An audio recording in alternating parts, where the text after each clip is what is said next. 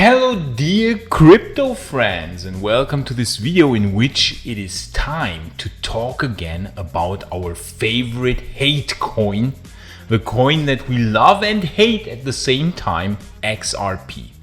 Is XRP dying? What the hell is XRP doing? When will it pump? Will it ever pump again? Will it ever pump again? It's been so disappointing since years now. Will this damn coin actually ever pump again? And actually today is a pretty big day for XRP because there's a pretty important conference today on June 7th going on, possibly deciding what's happening with these emails. You know, there's this thing going around with these Hinman emails because this guy basically it might have had, to put it mildly, a conflict of interest. Very euphemistically, we could call it corruption, we could call it blatant corruption. But basically the SEC doesn't want to give out these emails in which the corruption would be 100% confirmed. The SEC wouldn't like that so much. So there's an important hearing today where the judge will decide how this is going to progress and if the SEC has to give out those emails. So it's an important day. And of course, this might have a strong impact on our XRP chart. So we look at the long-term weekly chart in XRP and we see it is really disappointing. XRP basically had a few nice pumps in its history. Here was one, here was another one. The first one was an X20, the second one an X9, and then the third one a relaxed X1100. So it went 1100x in 2017 and then another X16 in 2020. So XRP has widely differing performances, right? An X20 here, an X9 here, an X1100 in 2017, and then an X16. Okay, so XRP sometimes performs nicely and sometimes not so much. Now, as a long-term macro perspective, we could actually see that this whole thing here since early 2018, is this here, but on a longer time frame, right? As if this whole date range since XRP started trading from July 2013 until February 2017, so these 3.5 years, as if they would now be stretched out to a ridiculous degree, and instead of 3.5 years, we now are already waiting for 4.5 years. Now, if we look at the chart, and I always like to use the RSI in the weekly chart because it is a very powerful tool to spot bullish or bearish divergences, and we have this nice pattern here where actually XRP has touched this support line 3 times. So we have higher lows in the price, but we have lower lows in the RSI, and this is of course what we call a hidden bullish divergence. Now, as you can see, this is different from the behavior in this area where the price was making lower lows, but the RSI was making also lower lows, right? It was going down and down and down, but now the RSI is actually falling while the price is making higher lows. So there is this very big hidden bullish divergence going on.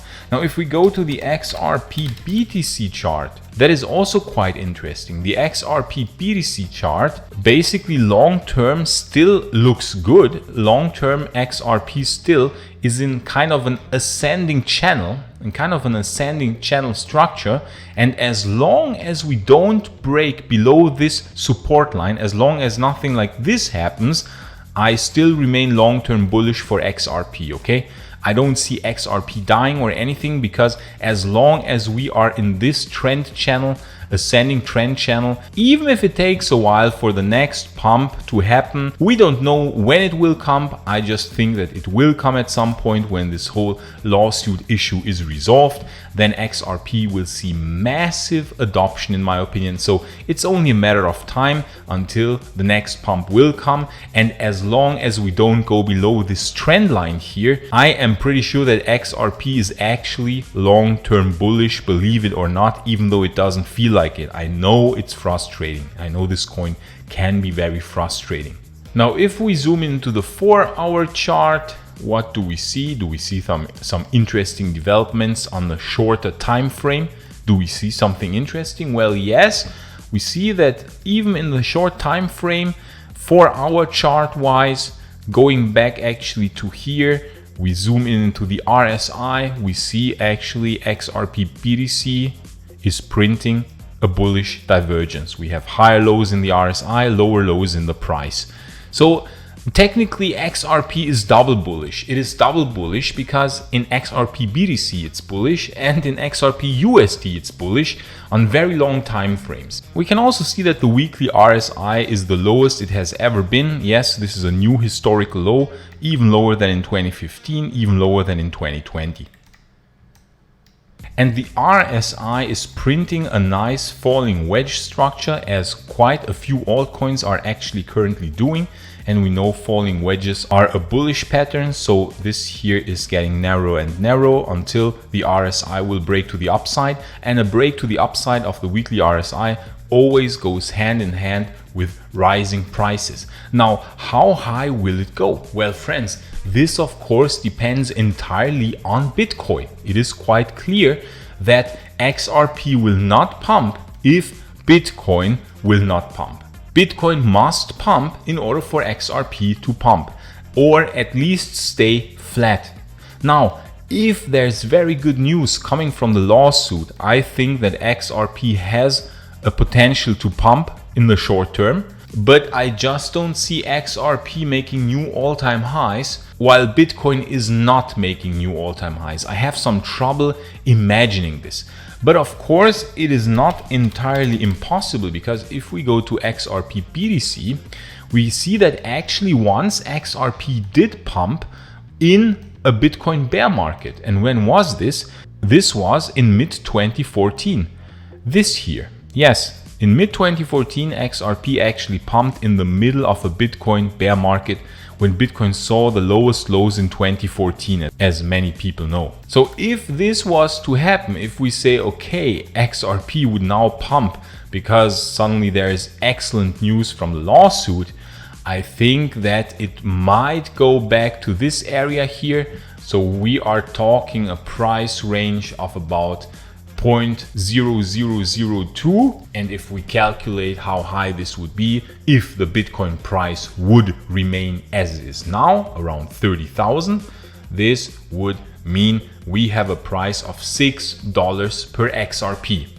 That is the maximum pump I see happening, $6 per XRP, but only if there's super insanely bullish news from the lawsuit.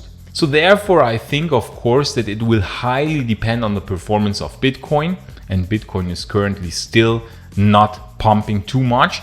It has been in this weird pattern that we have identified to be quite similar with this one here from May to July 2021. We overlay it, it looks quite similar, so we could still be in that range for a while. We could still wobble around here. It could even wick down once more or twice more, pretend to be making new lows, and then continue pumping. And I still maintain my picture that it will continue pumping, because we said that the Nasdaq will probably continue pumping, and Bitcoin is highly correlated to the Nasdaq. And we said that the dollar index will continue dumping, which it is already starting now. It is, I think, making an A, B, C type of correction, and will certainly go below 100. This is a chance for Bitcoin to shine, because we know that Bitcoin is inversely correlated to the dollar index. But as we often said also, it is very important that the 2-year yields, they start to dump, because the 2-year yields are ultimately what will influence the Fed in their tightening strategy, how much they will tighten, how much they will increase interest rates, which will of course again influence the dollar index and the performance of the Nasdaq.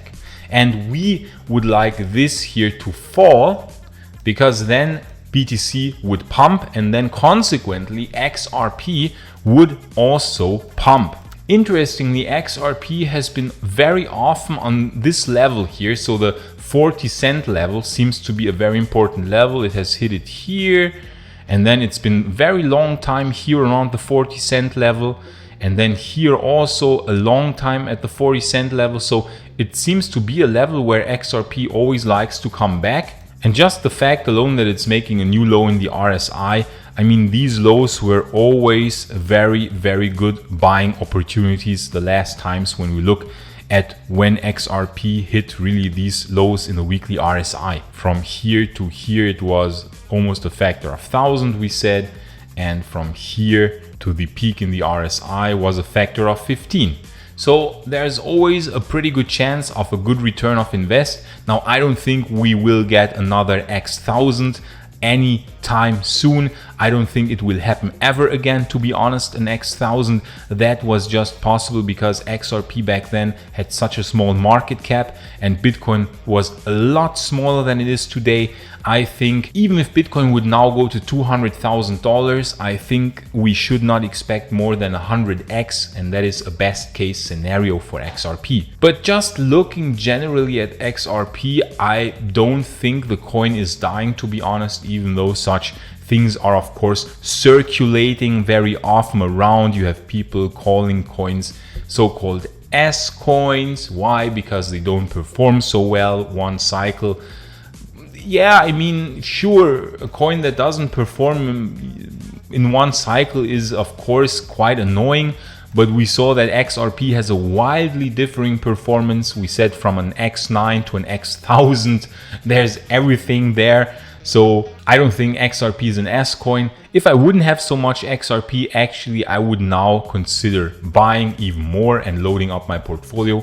But actually I bought other coins because I want to diversify my portfolio more. So I added Cardano and Litecoin. And we also see that the monthly RSI is also super low. The monthly RSI is also very interesting. It was very low here. It was very low here.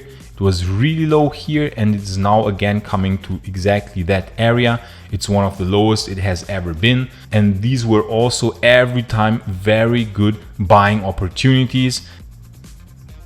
These two instances were like super lows in the market, and this was a super low in the market. So it is quite likely that this also will be a low and that we will go up in some form.